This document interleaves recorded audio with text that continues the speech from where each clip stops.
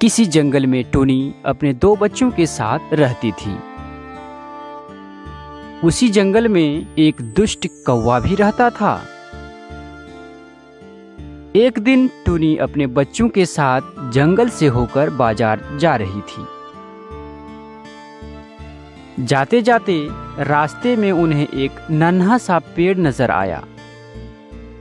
पेड़ को देखकर टुनी का एक बच्चा बोला, मम्मा मम्मा देखो ना, कितना नन्हा सा पेड़ है। ऐसा करते हैं, इसे यहाँ से उखाड़कर हम लोग अपने खेत में रोप देते हैं। अरे बेवकूफ, ये कौन सा पेड़ है? हमें ये भी तो नहीं मालूम। पता नहीं ये बड़ा होकर कौन सा फल देगा। अगर ये पेड़ फलदार ना हुआ तो हमारी सारी मेहनत बेकार हो जाएगी।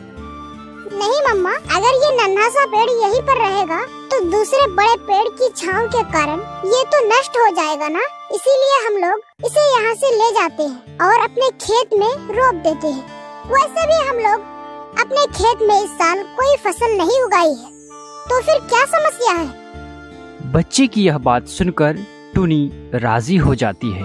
ठीक है मेरे बेटे, जब तुम्हारा इतना ही शौक है तो इसे ले जाकर अपने खेत में रोप देते हैं। इस तरह टुनी उस पेड़ को उखाड़कर अपने खेत की तरफ रवाना हो जाती है और अपने खेत में अच्छे से उस नन्हे पेड़ को रोप देती है। चलो बच्चों, हम लोग घर चलते हैं। कल सुबह सुबह आकर इसमें हम लोग पानी डालेंगे। ठीक है मम्मा। फिर टुनी अपने बच्चों के साथ अपने घर की तरफ चली जाती है। रात में टुनी अपने बच्चों के साथ सो जाती है और उसी रात उधर वह नन्हा सा पेड़ अचानक से बड़ा हो जाता है। अगले दिन सुबह सुबह जब टुनी अपने बच्चों के साथ खेत आती है तो वह देखती है कि वह नन्हा सा पेड़ बहुत बड़ा हो गया है। अरे ये कैसे संभव है?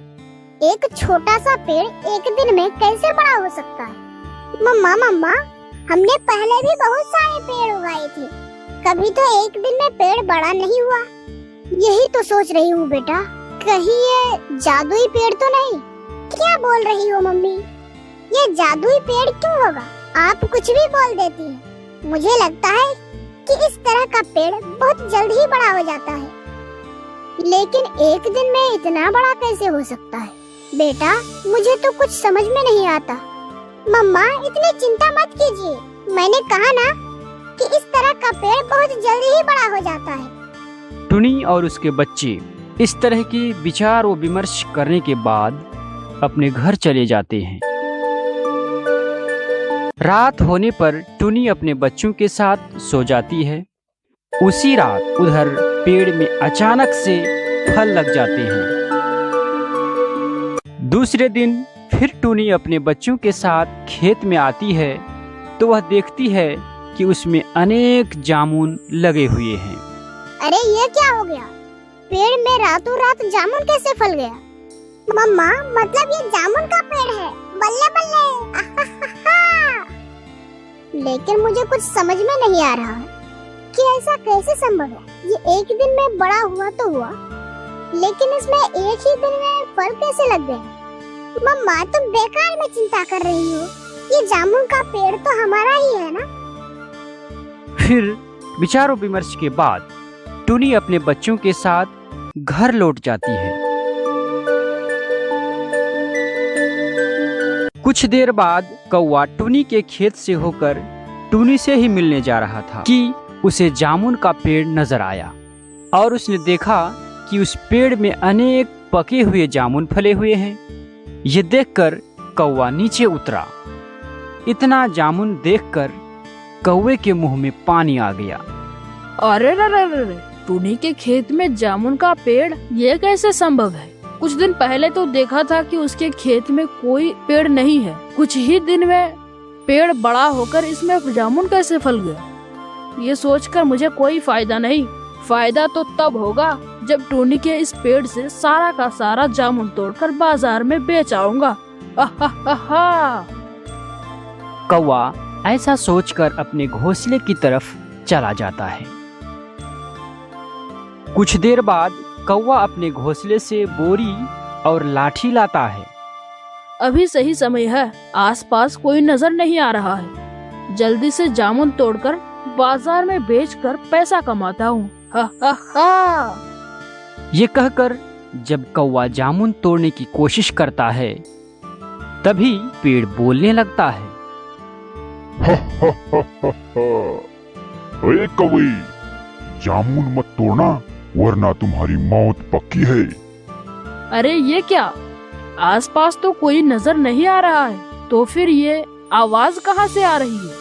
देखो इधर देखो दुष्ट कौवे, मैं जामुन का पेड़ और मैं ही बोल रहा हूँ। अरे आप पेड़ होकर कैसे बोल सकते हैं? मेरे साथ ये क्या हो रहा है? बचाओ, कोई मुझे बचाओ। अरे कोई तो बचाओ। तुम पेड़ के मालिक को पूछे बिना क्यों जामुन तोड़ रही हो?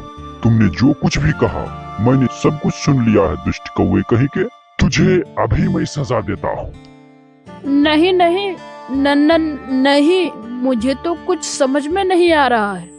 ये सोचकर कौवा भागने की कोशिश करता है, पर पेड़ उसे जादू के माध्यम से पिंजरे में बंद कर देता है।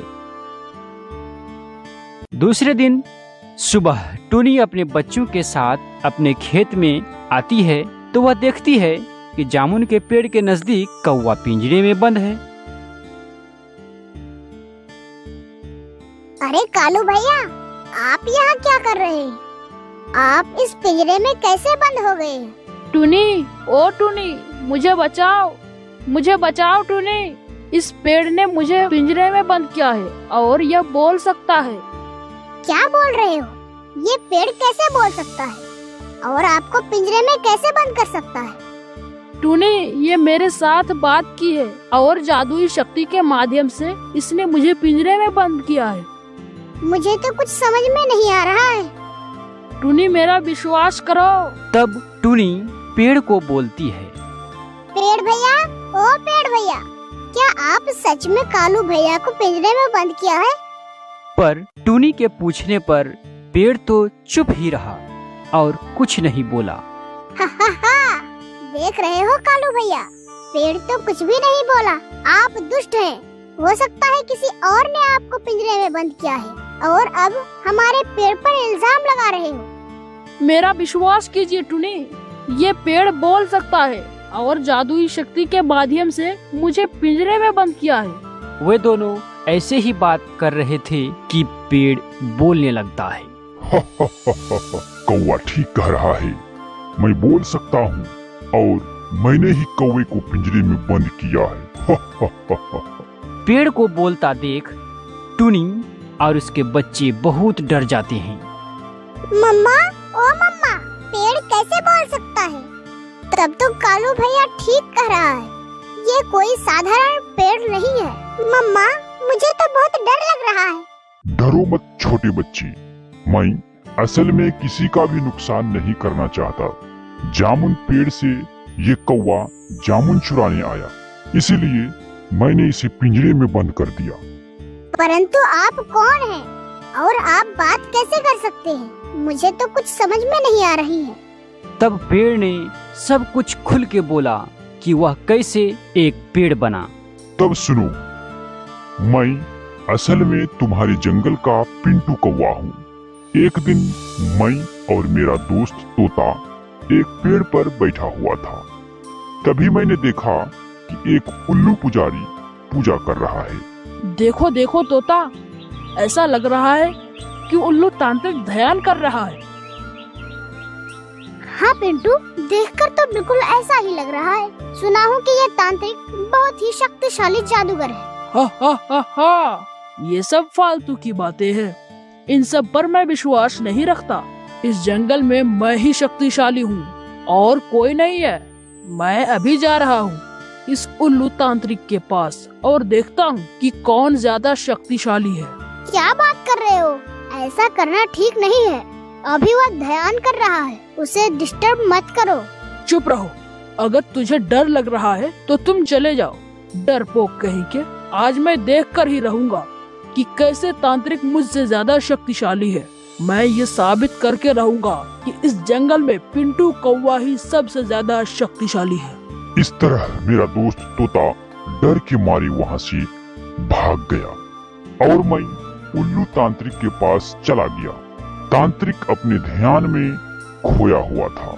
ए उल्लू तांत्रिक, तुम्हारी हिम्मत कैसे हुई मेरे जंगल में बैठे बैठे ध्यान करने की? मैंने सुना है तुम्हारे पास बहुत शक्ति है, जरा दिखाओ तो मुझे अपनी शक्ति।